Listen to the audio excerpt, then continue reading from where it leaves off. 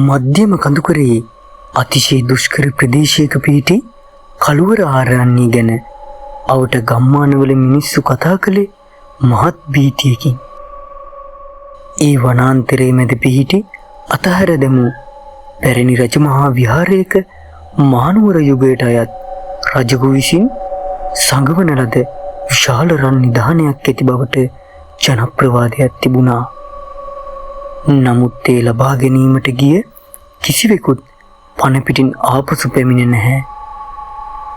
ගමේ වැඩිහිටියන් පැවසුවේ ඒ නිධානය රකින්නේ ලේ පිපාසිත මුරකරුවෙක් බවයි. නලින්, කසුන් සහ සමීර කියන තරුණයින් තිදෙනා මේවා විශ්වාස කළේ නෑ.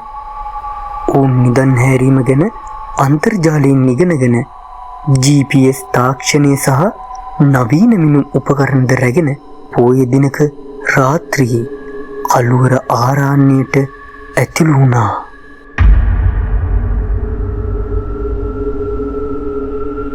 පෝය දවස වුණත් ඝන වනාන්තරය නිසා හඳේලිය පොළවට වැටුනේ නෑ. අවට තිබුණේ මලානික නිහඬ බවක්. විටක ඈතින් අලිකුලප්පු වන හඬක් සහ අමුතු කුරුල්ලන්ගේ කෑකැසීම් නැසුණා. ගස් කොළන් හෙල්ලෙනකොට කවුරු හරි ඔවුන් පස්සෙන් එනවා වගේ දැනුණා. සමීරගේ GPS යන්ත්‍රය එක පාරටම වැඩ කිරීම නතර කළා. මේ මචං සිග්නල් නැහැ. හැබැයි අපි හරි පාරේ තමයි යන්නේ. සමීර විවුලන හඬින් කිව්වා. ඔවුන් පරණ ගරා වැටුණු පියගැට පෙළක් දිගේ ඉදිරියට ගියා. අවසානයේ ඔවුන් විහාරයට ළඟා වුණා. විහාරයේ වහලේ කඩා වැටිලා බිත්තිවල පාසි බැඳිලා තිබුණා. කැඩී ගිය පුදු පිළිමේ සහ ස්තූපය අමුතුම බියකර ස්වභාවයක් ගත්තා. ඔවුන් විහාරයේ ස්තූප ගර්භයට ඇතුළු වුණා. ටෝච්චලියෙන් ඔවුන් පොළොව පරීක්ෂා කළා. එක පාරටම නලින්ට අමුතු ගඳක් දැනුණා. ඒ ගඳ ආවේ විහාරයේ මුල්ලක තිබුණු පරණ කළුගල් පූරුවක් යටින්. මචං, මේ බලපන්, මෙතන මොකක් හරි තියෙනවා. නලින් කිව්වා. ඔවුන් තිදෙනා එකතු වෙලා ඒ කළුගල් පූරුව ඉවත් කළා. ඒ යටින් පහළට යන පටු අඳුරු පඩිපෙළක් තිබුණා. ඔවුන් පඩිපෙළ දිගේ පහළට ගියා.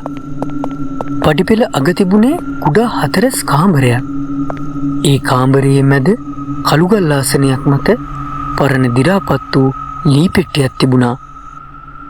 ඒ පෙට්ටිය වටා රතු පාටින් කුමක් හෝ ලියා තිබුණා.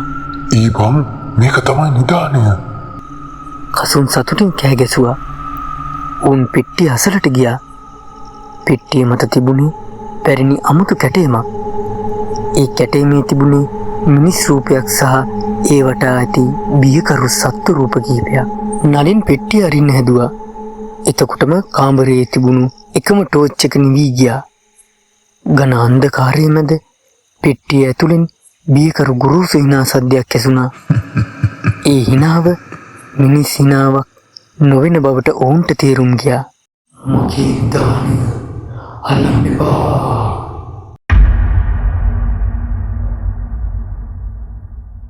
කාමරයේ කොනක රතු පාටින් දිලිසෙන ඇස් දෙකක් මතු වුණා. ඒ ඇස්වල තිබුණේ කෝපය සහ ලේ පිපාසය.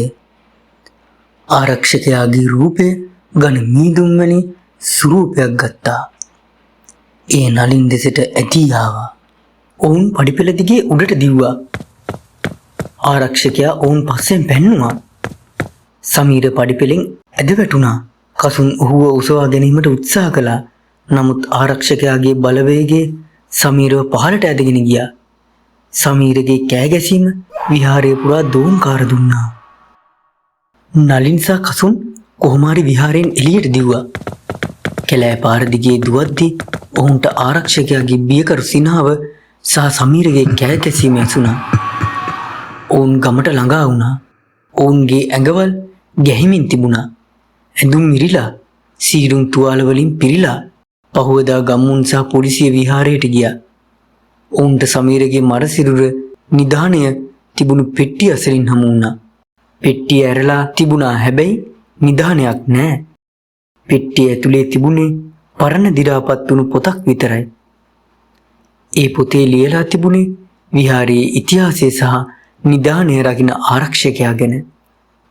ආරක්ෂකයා යනු නිධානය රකින්න රජු විසින් අනකරන ලද නිධානය බලා ගැනීමට එන ඕනෑම අයෙකුගේ ජීවිතය බිලිගන්නා අමනුෂ්‍ය බලවේගයක් වේ. නලිනි සහ කසුන් එදා ඉඳන් පසු කවදාවත් ඒ වනාන්තරයට ගියේ නෑ. ඔවුන්ගේ ජීවිත කාලය පුරාම සමීරගේ කෑගැසීම සහ ආරක්ෂකයාගේ බියකරු සිනාව ඔවුන්ගේ සිහිනවලට වද දුන්නා.